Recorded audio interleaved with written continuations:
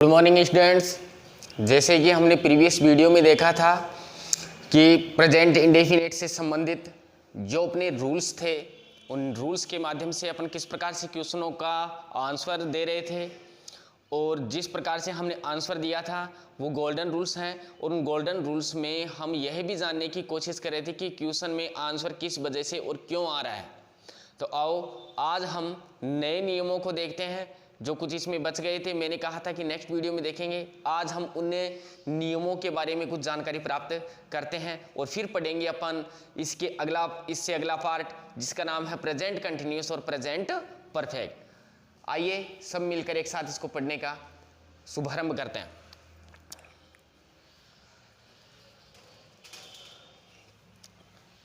Next rule है अपने पास में इफ का रूल। यह है अपने पास इफ का रूल।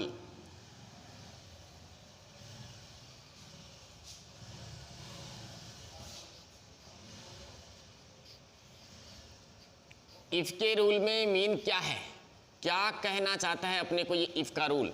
तो इसके बारे में मैं आपको कुछ समझाने की कोशिश कर रहा हूं। तो अंडरस्टैंड करना एवरीबॉडी कि हमेशा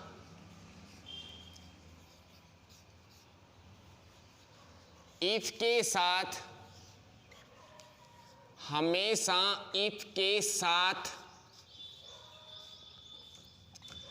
वर्ब की फर्स्ट फॉर्म या वर्ब की फर्स्ट फॉर्म प्लस एस या ईएस लगता है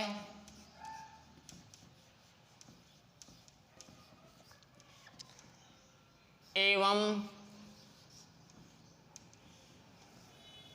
सेंटेंस में कोमा के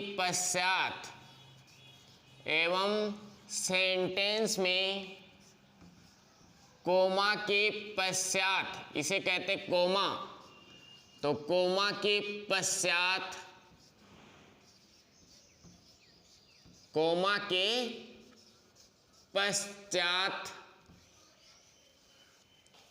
सेल या विल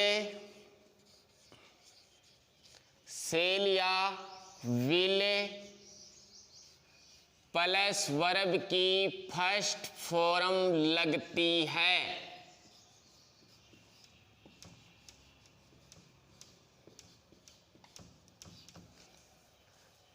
एक बार एवरीबॉडी को ध्यान देना है कि सेंटेंस हमारे को क्या कहने का प्रयास कर रहा है।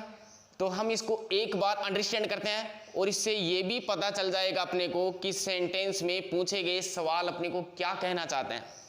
क्वेश्चन कह रहा है अपने को कि हमेशा इफ के साथ, मीन है कि सेंटेंस में इफ लगा होगा और इफ के साथ हमेशा के लिए वर्ब की फर्स्ट फॉर्म या वर्ब की फर्स्ट फॉर्म के साथ एस और ईएस लगेगा। ये जो यहां पर पार्ट बन रहा है ये प्रेजेंट इंडेफिनेट का पार्ट है, किंतु सेंटेंस में कोमा जहां पर लगा होगा उस कोमा के पश्चात, जो कोमा लगा होगा उसके पश्चात सेल या विल प्लस वर्ब की फर्स्ट फॉर्म, मीन है फ्यूचर इंडेफिनेट का। अर्थात एक ही वाक्य में दो पार्टीशन बनेंगे, present indefinite plus future indefinite, और दोनों को फिक्सेशन करते हुए हम इसमें आंसर देंगे सेल या विल या वर्ब की फर्स्ट फॉर्म के आधार पर, जैसे कि एग्जाम्पल आपके सामने प्रस्तुत किया गया है। एग्जाम्पल दे रहे हैं यहां पर, if you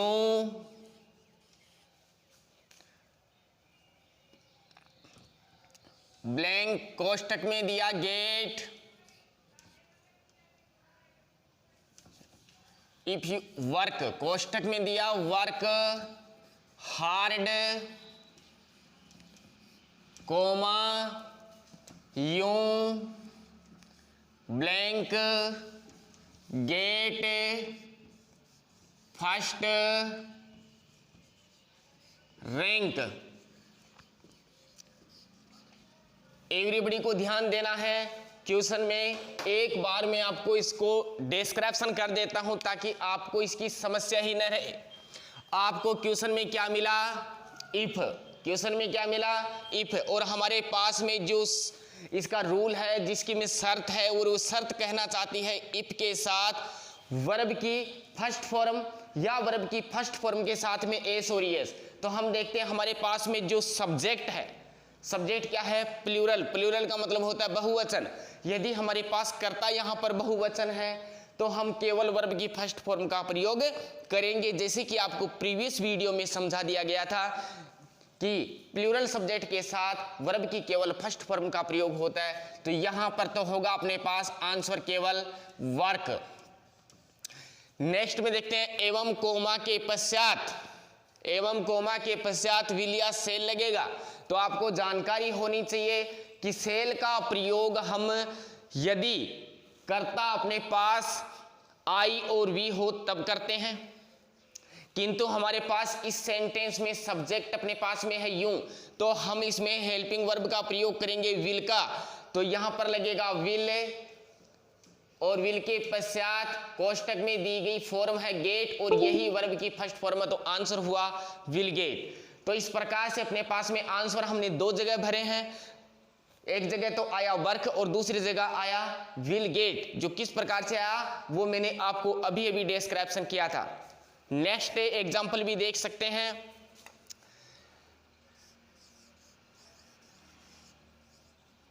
Raju blank come here if you blank invite him. आप देख सकते हैं कि सेंटेंस में इफ का प्रयोग हुआ है, लेकिन यहां पर इफ स्टार्ट में नहीं है, ये मिडिल में दिया गया है। और इसका आंसर कैसे होगा तो ध्यान दें, सबसे पहले आपको इफ का ही ध्यान देना है। इफ के साथ हमेशा वर्ब की कौन सी फॉर्म लगती है, वर्ब की फर्स्ट फॉर्म, या वर्ब की फर्स्ट फॉर्म के साथ में एस और ईएस।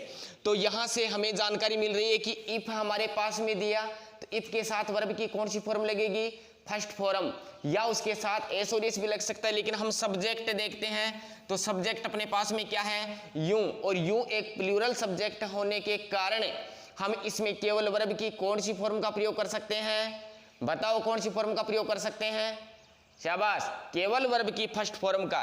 तो इसमें आंसर आया अपने पास में इनवाइट। आंसर अपने पास में क्या आया, इनवाइट। इधर वाले पॉइंट में देखते हैं अपन कि इफ के पश्चात कोमा, तो वाक्य में कोमा नहीं है, इस वाक्य में कोमा के स्थान पर ही आ गया। तो आपको इस प्रश्न में समझना होगा, यदि इफ यहां पर लगा दिया गया हो, ये वाला वाक्य यहां पर आ गया हो, तो ये वाला किधर गया, स्टार्ट में। भाई ये इफ वाला इफ यहां पर लगा, इसको इधर किसका दिए, तो ये वाला कहां जाएगा, स्टार्ट में। तो ये वाला वाक्य स्टार्ट में अपने पास में, तो यहां पर क्या आएगा, विल या सेल। तो अब ध्यान दें, राजू अपने पास में आई और वी में से है क्या, राजू अपने पास आई और बी में हो तो अपन सेल का प्रयोग करेंगे। किंतु ध्यान रहे राजू अपने पास आई और बी नहीं है, तो अपन यहां पर क्या भरेंगे, विल, और विल के साथ में हम कोमा में कोष्टक में दिया हुआ वर्ड जिसे हम वर्ब कहते हैं उसकी फर्स्ट फॉर्म, अर्थात इसमें आएगा वेलकम। इससे नियम से यह जानकारी प्राप्त होती है कि इफ वाला रूल आए तो हमें निम्नानुसार इस प्रश्न का आंसर देना है। नेक्स्ट रूल अपन देखते हैं, यदि वाक्य में नेवर या सेल्डम दिया गया हो, यदि वाक्य में नेवर या सेल्डम दिया गया हो तो सेंटेंस नेगेटिव भाव प्रकट करता है। सेंटेंस कौन सा भाव प्रकट करेगा, नेगेटिव भाव प्रकट करेगा।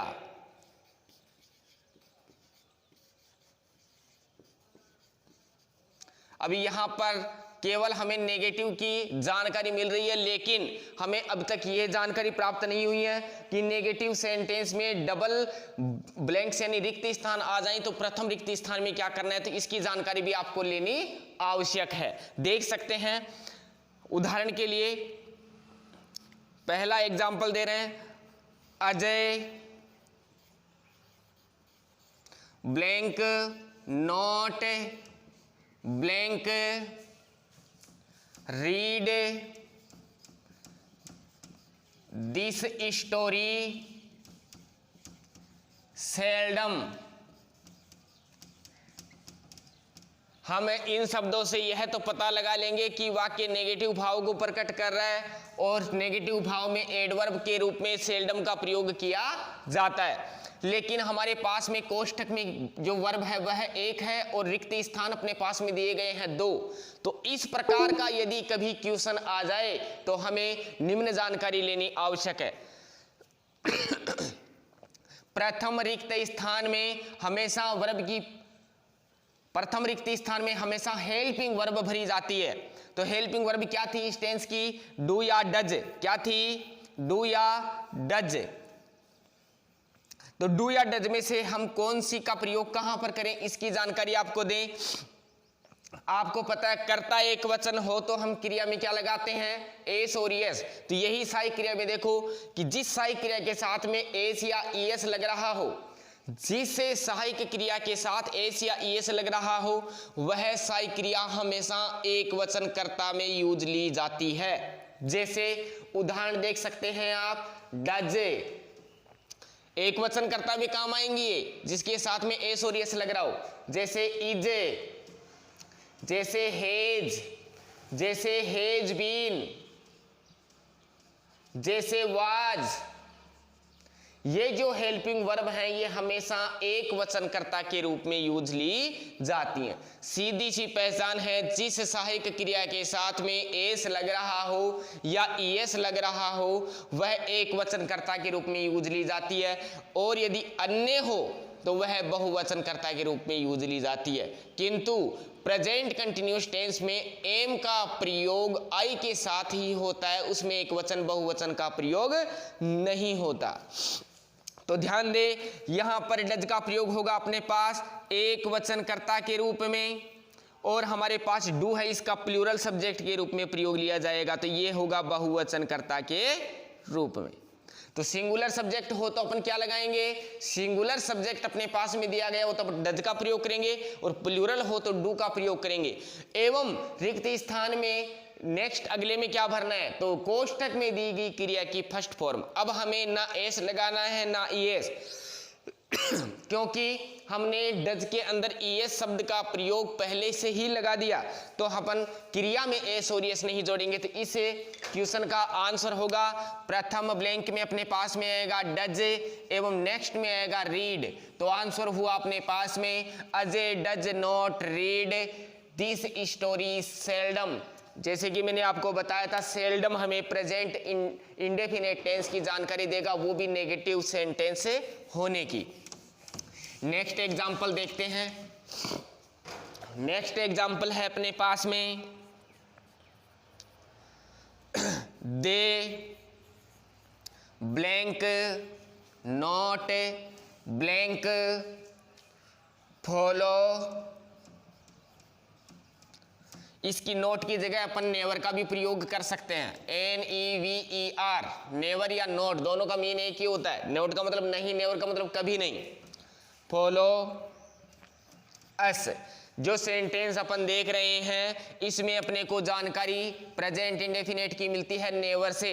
किससे मिलती है, किससे मिलती है अपने को, नेवर से। यदि अपने पास सेंटेंस में नेवर दिया गया हो तो ये नकारात्मक भाव प्रकट करेगा, वो भी प्रेजेंट इंडेफिनेट का। तो हमारे पास में ब्लैंक कितने, 2। तो प्रथम ब्लैंक में अब आप बताओ क्या आएगा, प्रथम ब्लैंक में क्या आएगा, तो प्रथम ब्लैंक में अब इस समय आने वाली, हाँ बताओ, हाँ शाबाश, डू आएगा। क्यों आएगा डू, क्योंकि हमारे पास में सब्जेक्ट प्लूरल है, तो फर्स्ट में क्या आ गया, डू, और सेकंड में हमेशा वर्ब की फर्स्ट फॉर्म, तो इसमें आ जाएगा आंसर फॉलो। तो इसका आंसर हुआ they do never follow us. इस प्रकार से अपन सेंटेंस में यह भी जानकारी प्राप्त कर सकते हैं कि अपने पास में यदि सेंटेंस नेगेटिव हो, नेवर या सेल्डम वाला, तो उस वाक्य में निम्नानुसार आंसर भरा जाएगा। नेक्स्ट रूल अपन बात करें इसी टेंस का, तो अपन देख सकते हैं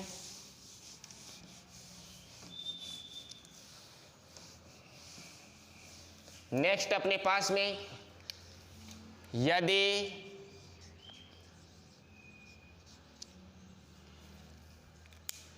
सेंटेंस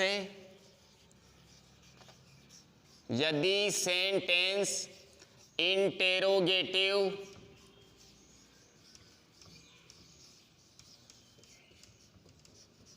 यदि सेंटेंस इंटेरोगेटिव या WH हो तो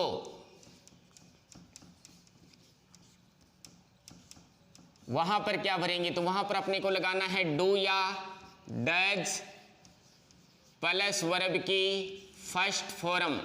जैसे कि आपने अभी देखा था नेगेटिव में, वही बात इंटेरोगेटिव और WH इंटेरोगेटिव में होगी। एग्जाम्पल आप समझ सकते हैं। एग्जाम्पल है आपके पास में ब्लैंक काया, blank look at beggars daily, और ये अंत में क्वेश्चन मार्क। ध्यान दे सकते हैं अपन कि अपने पास में डेली जो वर्ड है, कौन सा वर्ड, डेली, ये डेली वर्ड हमें जानकारी प्रदान कर रहा है प्रेजेंट इंडेफिनेट होने की।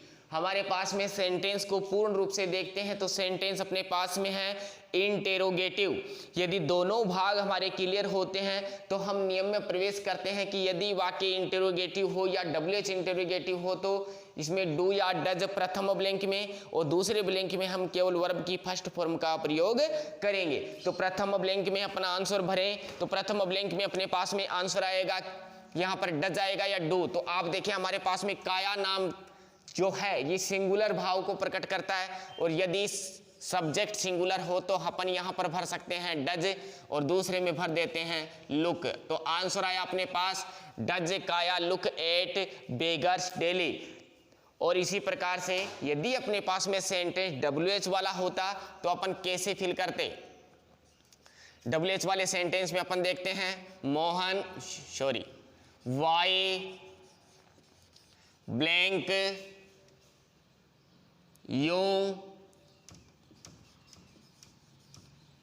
Blank cross this bridge every night question mark.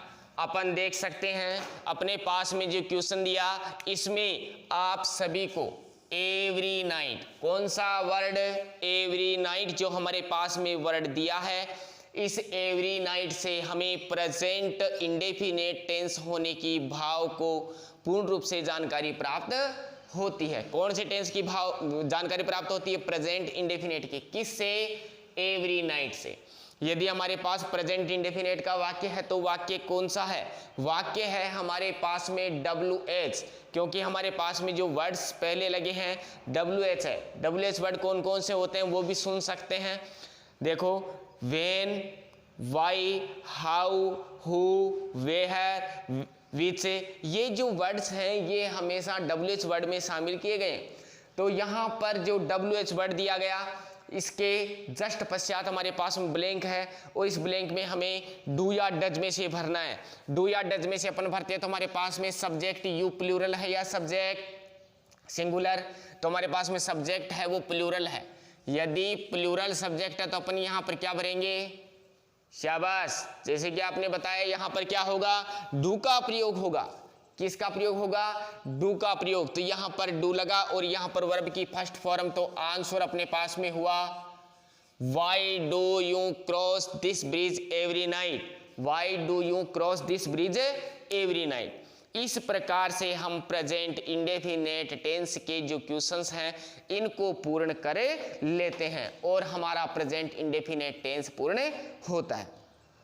कोई भी डाउट प्रेजेंट इंडेफिनेट टेंस से संबंधित हो तो कृपया कमेंट करके बताएं और इससे संबंधित जो जानकारी आपको पीडीएफ फाइल में नोट्स के माध्यम से भी मिलेगी, जो समस्या का समाधान आपका उसमें पढ़ने पर और भी सरलतम तरीके से किया जाएगा।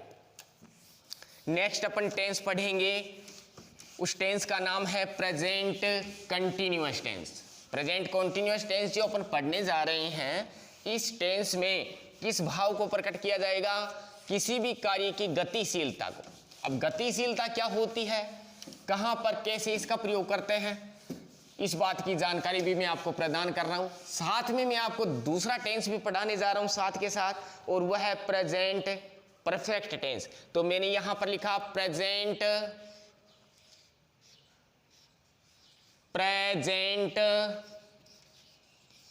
कंटिन्यूअस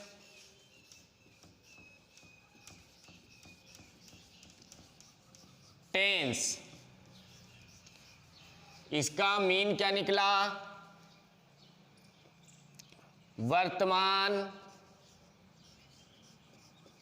गतिशील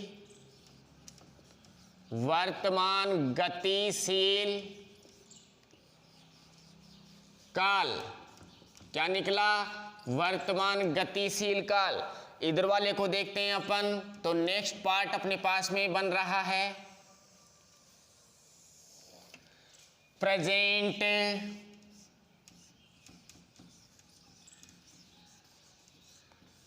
परफेक्ट टेंस। इसमें किसी भी कार्य को संपूर्ण होने का भाव दर्शाया जाता है, तो इसका हिंदी अनुवाद है संपूर्ण वर्तमान काल।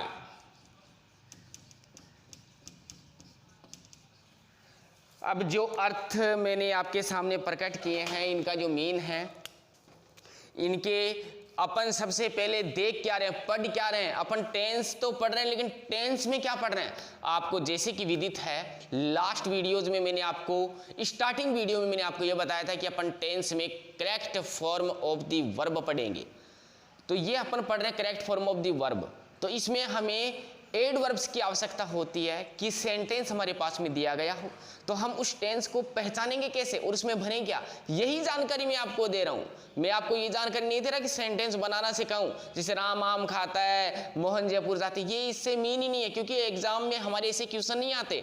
हमारे क्वेश्चंस कैसे आते हैं कि इनको पहचान करके हमें केवल आंसर को फॉलो करना होता है। तो आओ देखते हैं, प्रत्येक टेंस में एडवर्ब विभिन्न होती है, यानी डिफरेंस होती हैं। तो आप देख सकते हैं इसमें एडवर्ब अपने पास में है नाउ, नाउएडेज,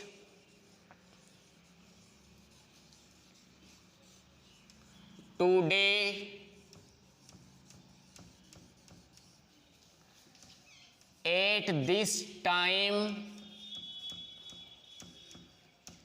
एट दिस टाइम। आपको ध्यान हो एट दिस के साथ में टाइम, मोमेंट या प्रेजेंट भी जोड़ा जा सकता है। तो eight this time, at this present, eight this moment, ये इसी के भाग हैं। दीज डेज,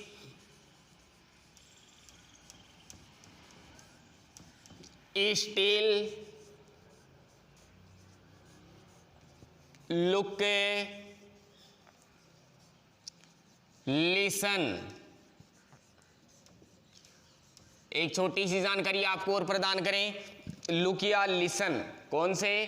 लुक या लिसन में से, दोनों में से एनी वन वर्ड यदि सेंटेंस में आपको मिला हो तो वह केवल संकेत करेगा, वह केवल संकेत करेगा कि यह प्रेजेंट कंटिन्यूअस को प्रदर्शित कर रहा है और प्रेजेंट कंटिन्यूअस में किसी कार्य को तत्कालीन किए जाने का भाव प्रकट कर रहा है। तो यह होगा सांकेतिक सेंटेंस, यानी कि इसको अपन कह सकते हैं संकेत, डेमोस्ट्रेटिव सेंटेंस।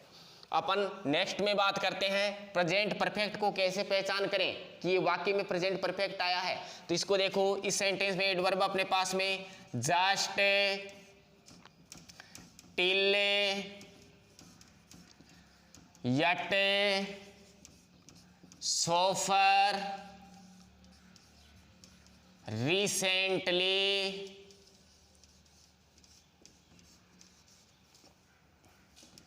ईवर, ऑलरेडी,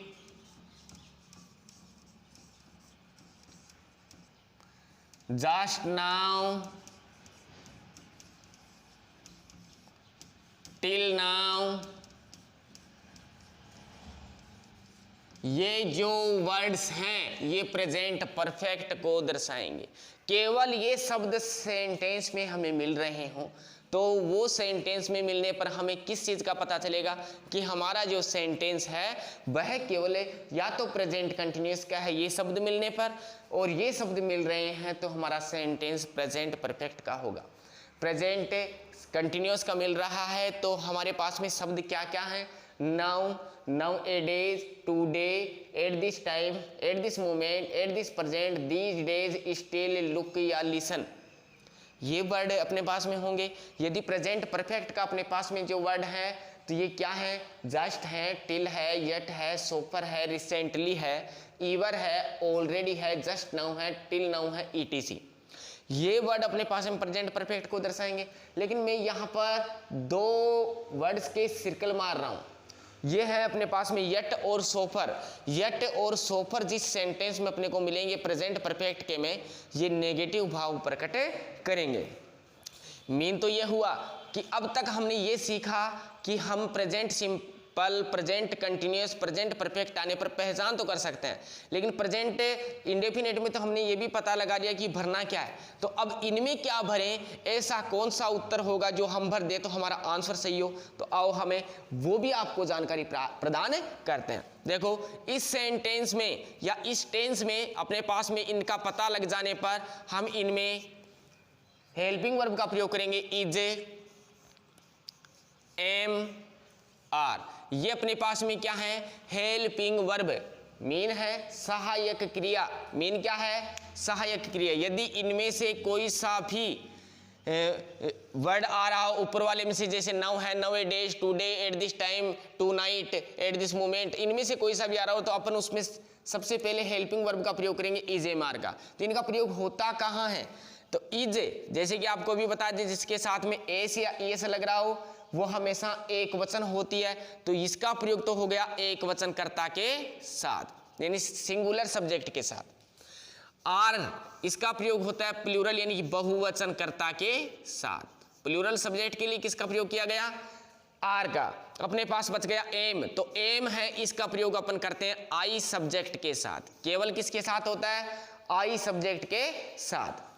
फिर अपने पास बच रहा है मेन वर्ब, जो कोष्टक में देगा उसका क्या करें? उसको ऐसे कैसे भर दें, या उसको हटा दें, या उसमें कुछ जोड़ना है। तो आओ उसकी भी जानकारी प्रदान करते हैं। तो यहां पर मैं इसके आगे बराबर का चिन्ह लगाकर, यानी इक्वल मार्क लगा के मैं ये लिख रहा हूं, ये कोष्टक में मैंने लिखी वर्ब की फर्स्ट फॉर्म। जैसे कि आपको वर्ब की फर्स्ट फॉर्म मिलेगी तो ऐसा तो अपने को मिलेगा कोष्टक में, लेकिन इसके साथ अपने को क्या जोड़ना है? I N G. ये आई एन जी है, यह है किसी भी कार्य की नियमितता को, अर्थात किसी कार्य की जारी होने के भाव को दर्शाती है। तो हमें क्या जानकारी मिली कि प्रेजेंट कॉन्टिन्यूअस टेंस में इनसे पहचान करेंगे और आंसर भरेंगे is, am, are plus verb की first form plus I N G. तो प्रेजेंट परफेक्ट में क्या भरें? तो प्रेजेंट परफेक्ट में अपने पास हेल्पिंग वर्ब है हैज या हैव। हैज या हैव, इन दोनों में से कोई सी भी अपन प्रयोग करेंगे। तो कैसे प्रयोग करेंगे? यदि जैसे कि आपको पहले बताया था एस और ईएस जिसमें लगता है वो एक वचन होगी, तो इसमें एस लग रहा है तो ये हो गई एक वचन कर्ता के रूप में, और हैव का प्रयोग बहुवचन कर्ता के रूप में। आपको जानकारी होनी चाहिए आई बहुवचन कर्ता है केवल प्रेजेंट कंटिन्यूअस में, और पास्ट कंटिन्यूअस में आई को एक वचन और प्रेजेंट कंटिन्यूअस में इसको एम के साथ लगाया जाता है। बाकी हर जगह आई को बहुवचन कर्ता माना गया है। तो प्रेजेंट परफेक्ट में हेल्पिंग वर्ब क्या मिली? हैज या हैव। तो ये तो हो गई हेल्पिंग वर्ब। अब सेकेंड जो कोष्टक में वर्ब आएगी उसका क्या करें? तो हमारे पास वर्ब आएगी उस वर्ब की हमें कौन सी फॉर्म लगानी है, थर्ड फॉर्म। कौन सी यूज करनी है, थर्ड फॉर्म का प्रयोग करना है। तो आपको क्या जानकारी मिली, जैसे कि मैंने अभी अभी आपको जानकारी प्रदान की है कि प्रेजेंट कंटिन्यूअस में हमारे पास में जो एडवर्ब आ रही हैं यदि सेंटेंस में मिल रही हों तो हम इन एडवर्ब्स के माध्यम से पता लगाएंगे सेंटेंस प्रेजेंट कंटिन्यूअस का है और भरना है इसमें इज एम आर तो हेल्पिंग वर्ब है और कोष्टक में जो वर्ब दी गई होगी उसके साथ हमें आईएनजी का प्रयोग करना है। इसमें प्रेजेंट परफेक्ट में इनमें से कोई सी भी एडवर्ब आ रही हो तो हम उसकी जानकारी प्राप्त कर लेते हैं कि प्रेजेंट परफेक्ट का है, तो हम उसमें भरेंगे हैज या हैव प्लस वर्ब की फर्स्ट फॉर्म की जगह यहाँ पर कौन सी फॉर्म आएगी, थर्ड फॉर्म का प्रयोग होगा। इसलिए ये हो गया प्रेजेंट परफेक्ट और ये हो गया प्रेजेंट कॉन्टिन्यूअस। आओ इनके एग्जाम्पल देख लेते हैं।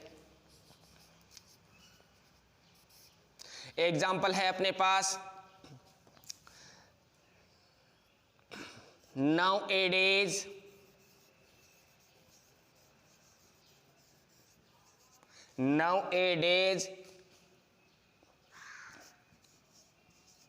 the cost of things blank, ये एक ही ब्लैंक है, उधर स्थान थोड़ा कम रह गया था इसलिए मैंने इधर लगा लिया। ब्लैंक इधर है इंक्रीज फास्टली। ध्यान दें आप देख सकते हैं इस सेंटेंस में अपने पास में एडवर्ब का प्रयोग हुआ है, वह अपने पास में है नाउएडेज, मीन है आजकल। दी कॉस्ट ऑफ थिंग्स, वस्तुओं का जो मूल्य है, कीमत है, इसका इंक्रीज का मतलब है बढ़ना, फास्ट यानी तेज गति से। कैसे बढ़ रहा है, तेज गति से बढ़ रहा है, तो इसमें अर्थ निकल रहा है रही है, अर्थात रेगुलर कार्य हो रहा है। तो यदि कार्य रेगुलर हो रहा है तो यहाँ पर अपन इज एम आर में से लगाएंगे। तो यहाँ पर भी विद्यार्थी ध्यान दें, यहाँ पर थिंग्स दिया गया है लेकिन यहाँ पर हेल्पिंग वर्ब थिंग्स के आधार पर नहीं है। ये थिंग्स का जो मूल्य बढ़ रहा है, सब्जेक्ट क्या है इसमें, मूल्य, कीमत। कीमत किसकी है, थिंग्स की। तो यहाँ पर इसको देखना होगा कॉस्ट को, तो कॉस्ट का मतलब होता है कीमत, और कीमत हमेशा क्या बताई जाती है, एक वचन में। तो कीमत एक वचन में, तो यहाँ पर हेल्पिंग वर्ब के आधार पर तो अपन इज का प्रयोग करेंगे। और कोष्टक में दिया गया इंक्रीज, उसके साथ में क्या लगाएंगे, आईएनजी। तो इंक्रीज में आईएनजी लगाते वक्त भी आपको ध्यान देना है कि क्रिया का अंतिम वर्ण ई हो, क्रिया का अंतिम वर्ण ई हो और उससे पहले व्यंजन दिया गया हो तो हम आईएनजी का प्रयोग करते समय उस ई को हटा देते हैं और आईएनजी का प्रयोग कर देते हैं। देखो ये अपने पास में आंसर आया इज इंक्रीजिंग। नेक्स्ट एग्जांपल देखते हैं। यूं ब्लैंक कोष्टक में दिया रीड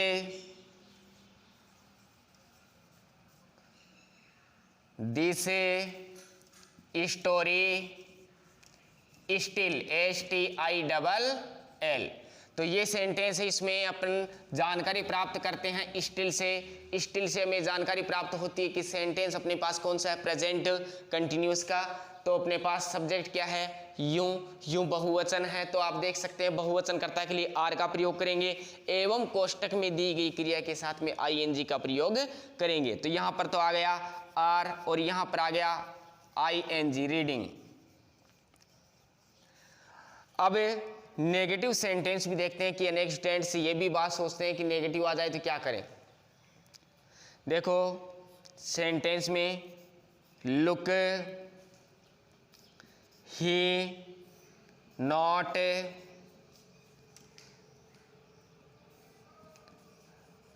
रन। देखो इसमें जो ये वर्ड दिया गया है, सांकेतिक सेंटेंस दिया है मैंने, डेमोस्ट्रेटिव सेंटेंस, मीन है संकेत दे रहा है किसी की तरफ। तो देखो यहां पर किसकी तरफ संकेत कर रहा है, लड़के की तरफ। क्या संकेत किया जा रहा है, दौड़ने के लिए, कि वह देखो दौड़ नहीं रहा है। नहीं की मीनिंग क्या आई, नॉट। तो इसमें संकेत होने की वजह से यहां पर ही एक वचन है तो यहां पर हो गया इज, और इधर वाले सेंटेंस में आईएनजी लगाएंगे। लेकिन ध्यान दें यदि क्रिया का अंतिम वर्ण यदि जो कोष्टक में दी गई क्रिया है उसका अंतिम वर्ण व्यंजन हो और व्यंजन से पूर्व यानी व्यंजन से पहले केवल एक ही स्वर हो, एक ही स्वर हो, तो वहां पर अपन क्रिया का अंतिम वर्ण डबल कर देते हैं और उसमें ING लगा देते हैं। तो यहां पर हो गया ING अर्थात रनिंग। नेक्स्ट अपन देख लेते हैं इसी सेंटेंस का इंटेरोगेटिव मीन है प्रश्नवाचक। तो वो देखते हैं ब्लैंक आई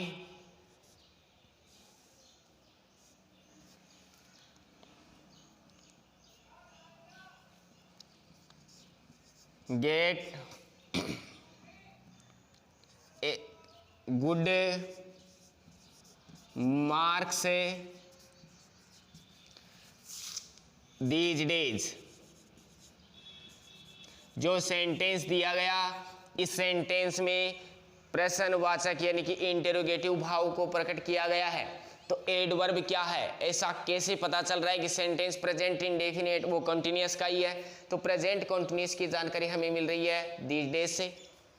क्वेश्चन मार्क से पता चल रहा है सेंटेंस इंटेरोगेटिव है। तो अपन भर देंगे, यहाँ पर अपने पास में आई आया।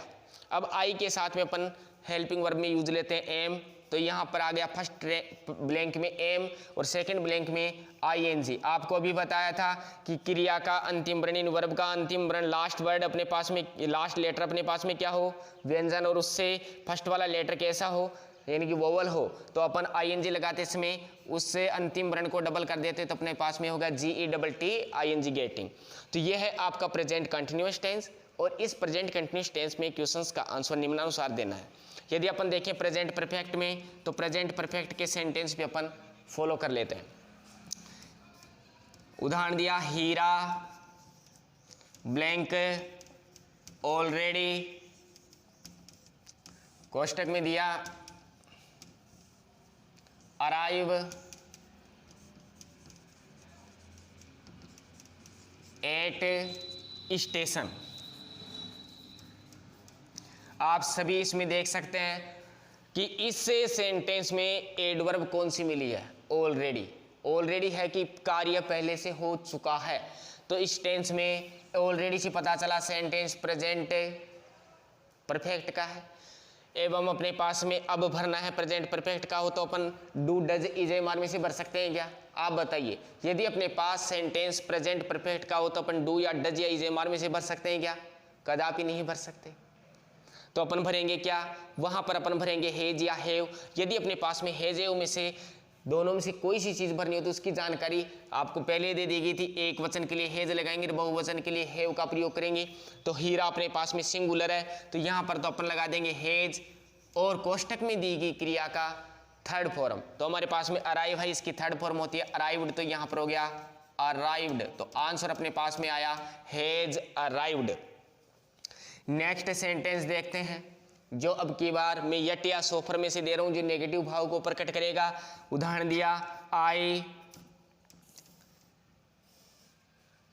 नॉट लिव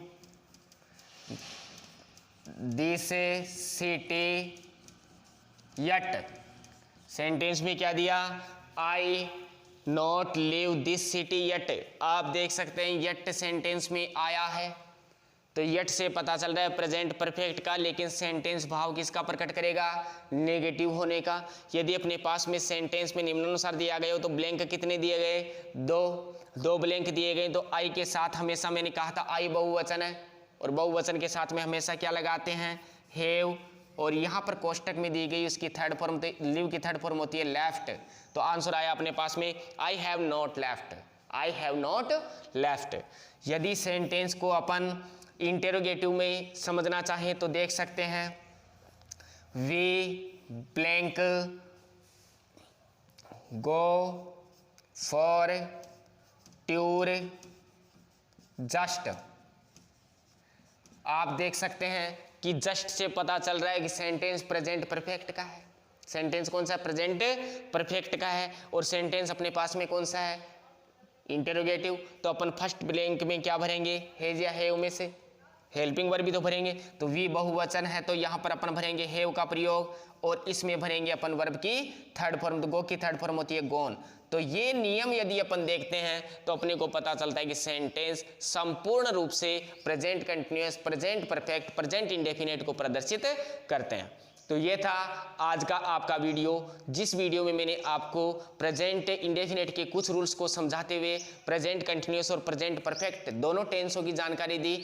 आओ अब नेक्स्ट सेंटेंस, वो टेंस की जानकारी मैं आपको दे रहा हूँ पास्ट, और पास्ट में आओ हम स्टार्ट करते हैं। अभी आपको पास्ट टेंस नेक्स्ट वीडियो में आपको पढ़ाया जाएगा। थैंक यू यह वीडियो देखने के लिए, और इस वीडियो में आपको जिस जानकारी दी गई है उनको समझने के लिए। Thank you.